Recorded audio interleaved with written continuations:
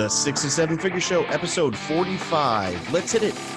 Broadcasting from the Valley of the Sun outside Phoenix, Arizona.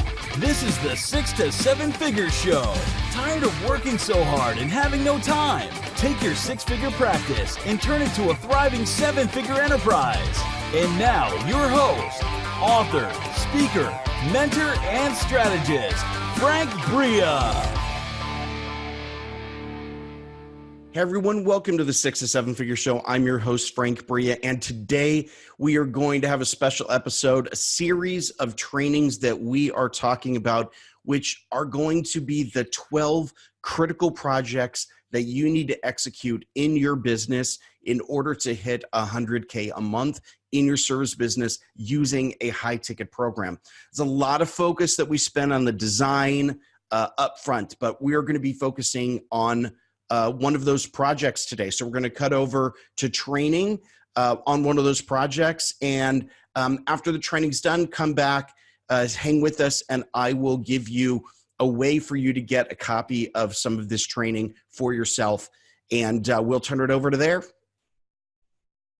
Sorry, it looks like there was a bit of a glitch there with the video. So we're going to continue on this way. But let me back up. We're talking about the scheduled webinar confirmation page. So again, this is if it's going to be live or if it's going to be evergreen scheduled, okay? You're going to have confirmation of the registration, reminder of the webinar time, some encouragement that they take time now to block this off in their schedule. And the best way to do this is really with a video. I would consider having a video with a welcome statement, some excitement, congratulations for signing up. This is probably the best training you'll ever have, whatever, some kind of tease to attend, okay? Give them a little bit of snippets of why they'd want to be there. And if you have 2 days at least before the scheduled webinar, and by the way, you should have no more than 2 days, like don't schedule people out more than 2 days, offer some kind of a download or perhaps a worksheet or some other webinar related material for them to review, okay? So given that your prospect has to wait for the webinar, provide some email reminders that get them excited about attending. These should go out 2 days in advance, 24 hours in advance, 2 hours in advance, 15 minutes in advance, and then 5 minutes after you start. So here's kind of the layout for how that should work. 2 days in advance, send them a confirmation of their registration and a reminder of why they want to attend. These are benefit statements. You can use the same ones on the actual registration page if you want, but I would, make them a little bit more interesting. The idea here is to get people to recommit to attend 2 days in advance, okay? 24 hours in advance, remind them about the webinar and make some kind of an announcement of something interesting that's going to be happening during the webinar that they didn't know about, that they would miss if they didn't attend. So think of something interesting or exciting that's going to kind of hook them and build excitement, okay? 2 hours in advance of the webinar, give them a get ready to join and resend the link. This should be a short message. 15 minutes in advance of the webinar, give them a starting now. I know it's 15 minutes in advance, but sometimes there's a delay in sending emails out, and it's okay if people get them and say, we're starting now. And resend the link again, okay? 5 minutes after you start, send out an email that is, we're waiting for you, already started, okay? Now, if your systems can just send it out to the people who haven't joined, great. If not, send it to everybody. It doesn't matter if they're there or not. They'll forgive you for sending this email, okay? Already started, and just tell them that it's not too late to join. Because sometimes people think, well, the time has already passed, so I'm not going to join now, but just resend the link again, okay?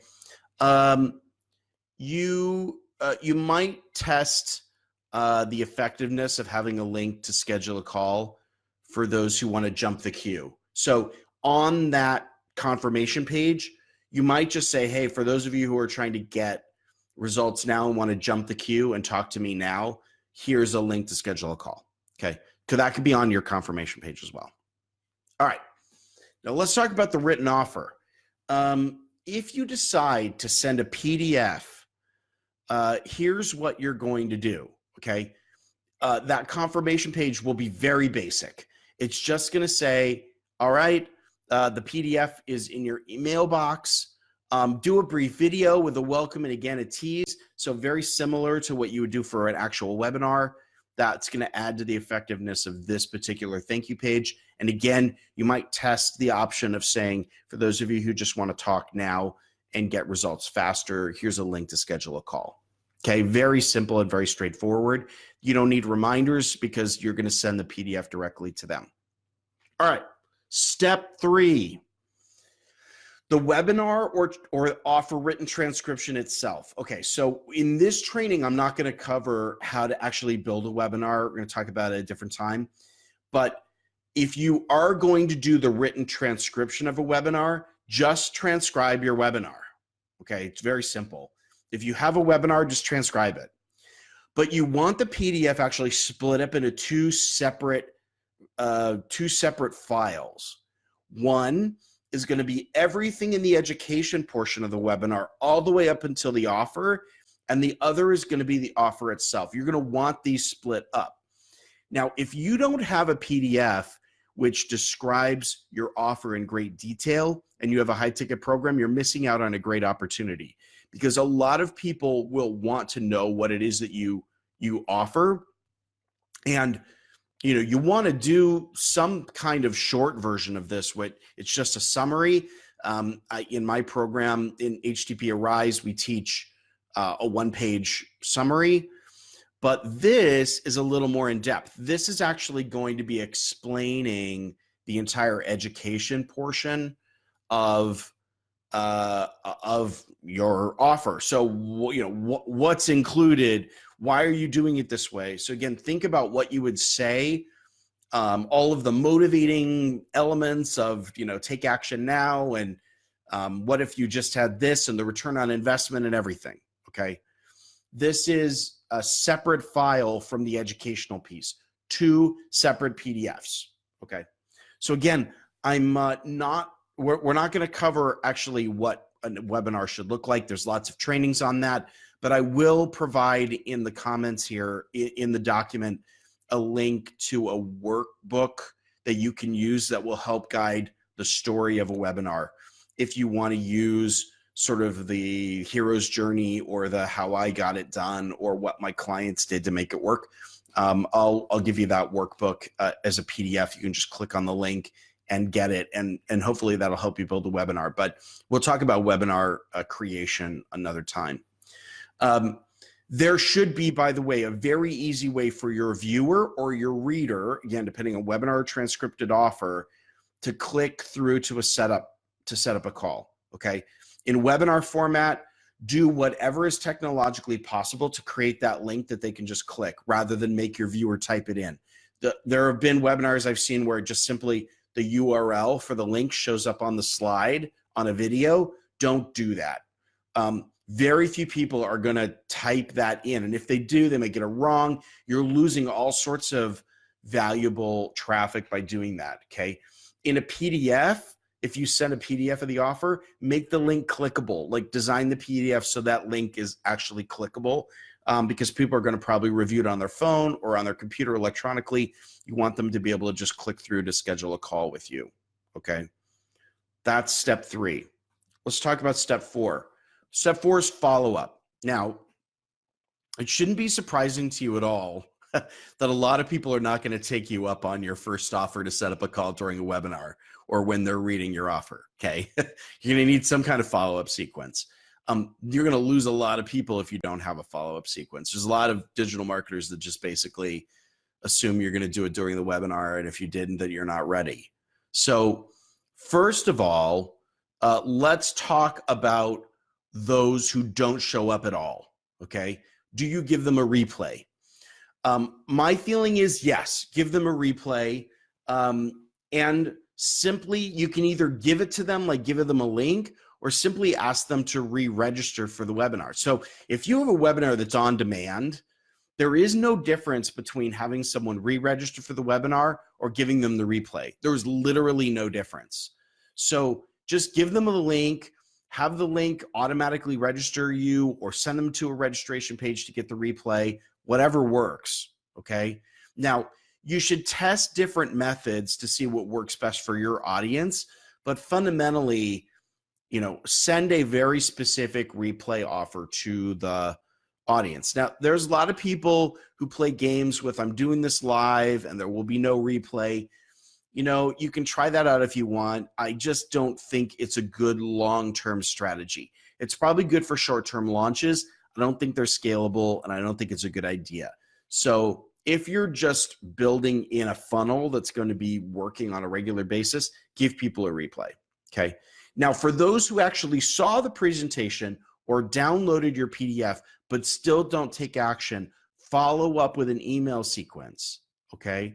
I suggest about 5 days of follow-up. All right. So here's how the follow-up can run. You can work this different ways. You can change up how the email sequences go, but basically, I think a really good 5-day follow-up consists of the following. On day one, just build excitement. Hey, the feedback was awesome. People who said they loved the webinar, people loved the PDF, or loved the the document, whatever. Provide some sense of excitement or fear of missing out for people who did not sign up for a call or did not actually engage with the content. Okay. Day two, review the offer again. Okay, so go through, people had questions about what the offer actually is. This is what it is. Okay, summarize it, re-invite them to set a call with you. You should do that in every email. Okay, but day two, basically reiterate the offer. Make it super simple.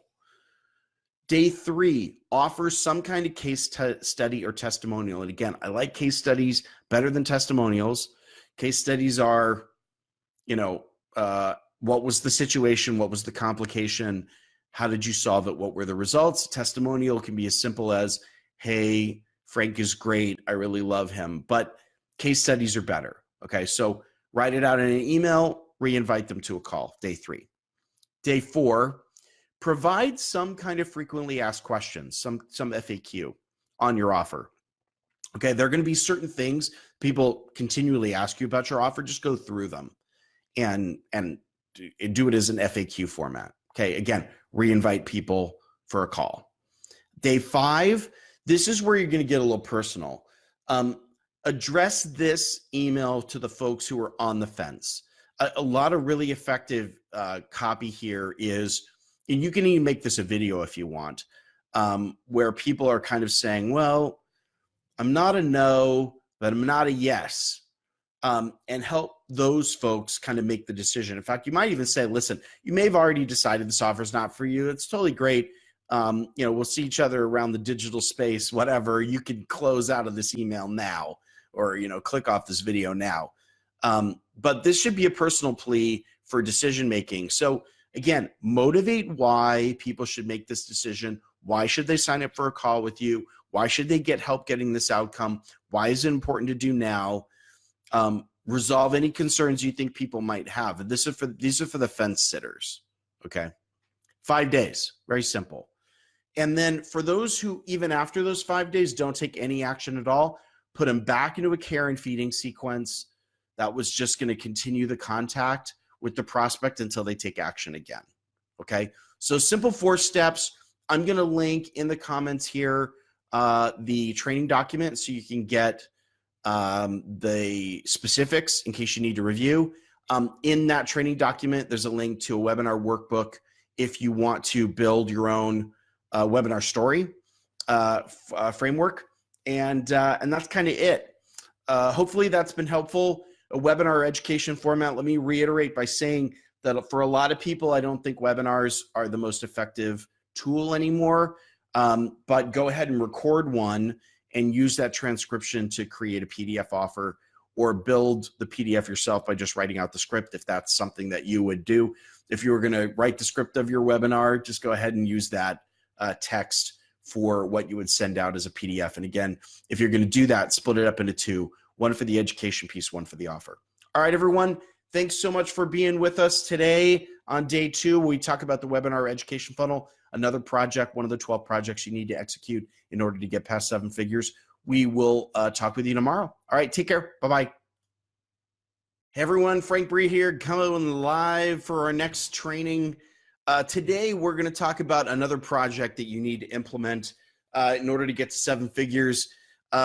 This one is called the webinar or education funnel.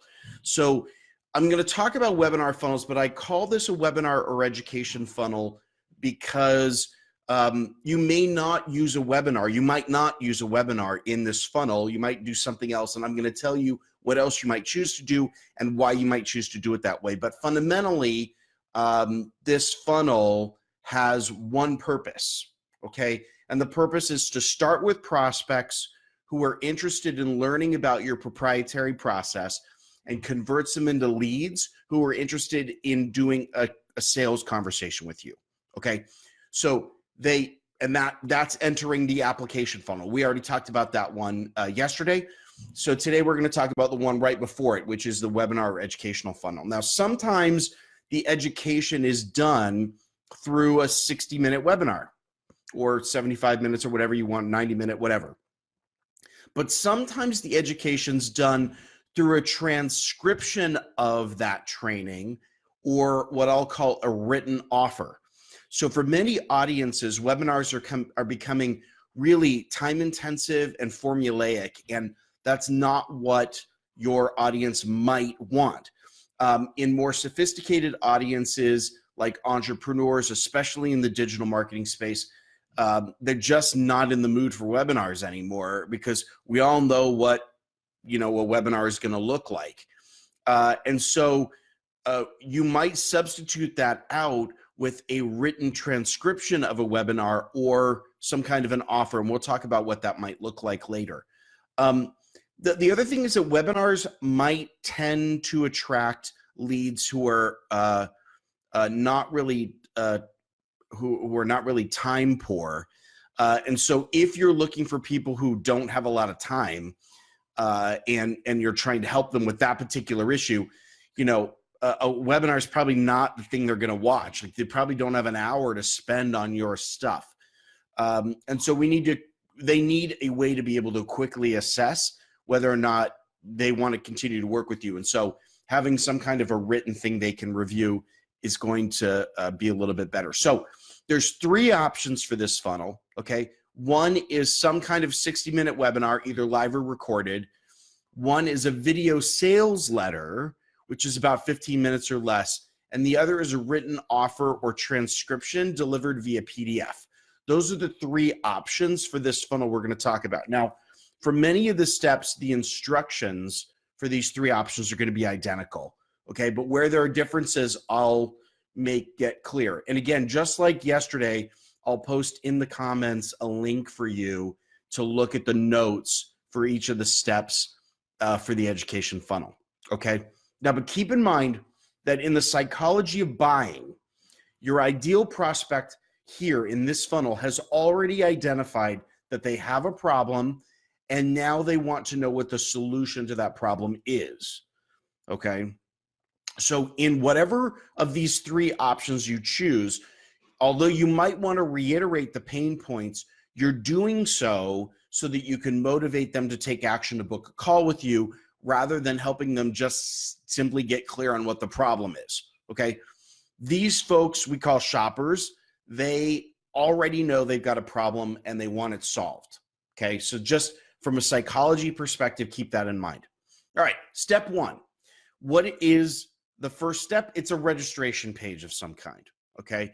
Now, regardless of the 3 variants you might use, some of these things are going to be useful. Now, it may or may not be a good idea to have a registration page for a VSL. A lot of times the VSL is the first thing people see before they move on to actually booking a call, and they may not need to register to get to the VSL. That's up to you. You might want to test that. But typically for a webinar or for a delivered written offer via PDF, you're going to have some kind of registration page, okay?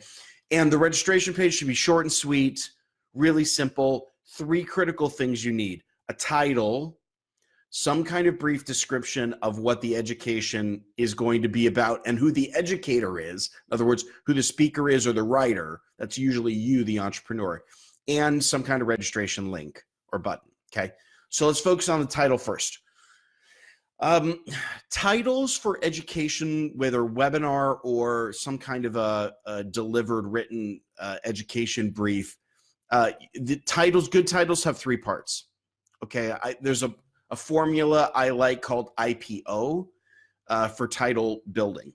IPO. I stands for I identify. In other words, your ideal client must be able to identify themselves in the title. So you can do that simply with like, attention entrepreneurs who are having a similar problem, or women 40 and older are learning how to whatever. But if I'm your ideal client, I need to definitively know that you're talking to me. Okay, so that's really the thing that you need to focus on. Can your ideal client actually identify themselves in the title itself? Okay, then P, paint the picture. All right, this is where you're going to describe the outcome of your proprietary process, not the steps. So don't focus on the how. It shouldn't say your title should not say 3 steps that 1, 2, and 3. Focus on the outcome. Okay, talk about what your ideal client actually achieves by executing your process. Now, remember I say P here for paint the picture because I want you to get emotional. I want you to get detailed. I want you to get personal. I'm using the word paint because I want your ideal client to be able to visualize the outcome for themselves. Okay, so use language that's very visual, very emotional, very detailed. And then O, the O in IPO stands for overcome objections. So everyone who comes to your registration page is going to pause for a moment before they hit that register button, because they're going to have objections. They're going to second guess whether or not they really should be watching your training. So you need to think of one of those major objections and address it. And it's helpful to use the phrases either while or even if as part of your title to address those objections. For example, let's say you're teaching how to get more clients and the objection is, I don't have money for paid ads. So you might say, your title might be, how beginning entrepreneurs generate their first $10,000 even if they don't have a budget for ads. Do you see that? The even if or the while, that phraseology identifies an objection that your ideal client might have and basically says, hey, don't worry about that. Come to the training anyway and don't worry about that particular issue. Now, of course, the objection needs to be accurate and relevant, okay? But find a typical objection that's going to keep your ideal client for clicking that register button, or they might be cynical about, or they might have doubts about, because that's really where you want to focus your time in that title. Okay, IPO. That's your title formula. Identify. I can identify myself, paint a picture of the outcome, and overcome objections. Okay, those are the things you need to think about in a title. Now, the other thing that needs to be on your registration page is a description. A description should be really short and simple. Okay, a really nice formula for this is have a 1-paragraph description of the outcome, 3 bullet points of what you'll learn, and these bullet points need to be contrarian and not obvious. I'll talk about that in a second. And then 1-paragraph credibility builder for the speaker or the writer of the piece. That's you, probably. Okay. So what do I mean by contrarian bullet points? Contrarian learning points mean that they should be surprising or not what you would expect. For example, you might say something like, why the way you've been taught to build lists is actually keeping yours small. Do you see that? It's contrarian. People have been teaching you how to build a list, but actually you're doing what they're saying and that's your problem. Okay. Or something like 3 things no one will teach you about design. Okay. So they need to be surprising and contrarian. Do not make them obvious. Don't say things like, the 3 things three things everyone knows about. Like, don't make them obvious. Okay. It should be surprising or contrarian. Finally, on the page, you need a nice, clear registration button. Okay.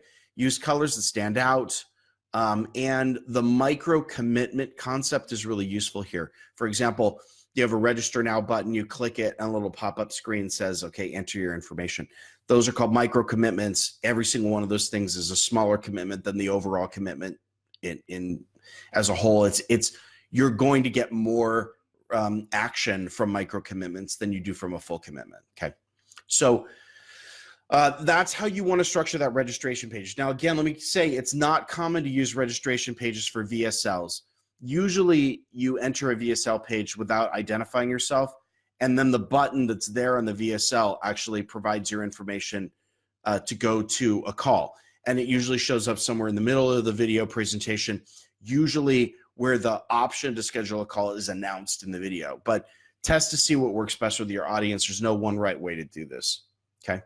Step 2, the confirmation page. Now, this page will look a little bit different depending on your mode of education here. So let's talk about the on-demand webinar.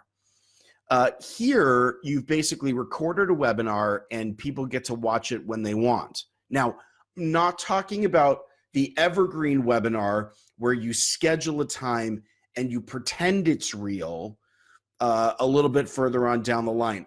I'm not a fan of that model. I think there's something fundamentally fake about saying that something's going to be broadcast at a particular time and it's not live. So if you're going to have and by the way, it doesn't mean I don't like evergreen webinars. I love them, but I think they should be on demand. I think this sort of psychology trick we try to play to get people to sign up an hour later or tomorrow or something is BS. I don't think it does what you think it does anymore. And I think that most people are onto that gag. So if you have an on-demand webinar, basically just get started with the presentation, like get people in it immediately. They can always come back later if right now is not a good time. But my recommendation is to not play games with this. Just give them the video.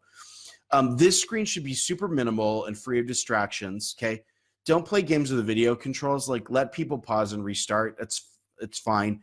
You might think that you get better reactions controlling the playback entirely, but if people need to stop and step away for a moment and you don't let them, you're going to lose them completely. So don't play games. Just let them watch the video. Okay. Build a button that appears during the presentation that allows them to book a call. This should appear somewhere around the time that you introduce the option to book the call. Now, that might be quite a ways into the video. So if it's 45 minutes in, you might consider having it earlier. But again, you're going to have to test and learn what works well with your audience. There's lots of different options here. All right. Now, what if you have a scheduled webinar? Okay. Now, this is, again, hopefully it's live, but maybe it's recorded and scheduled.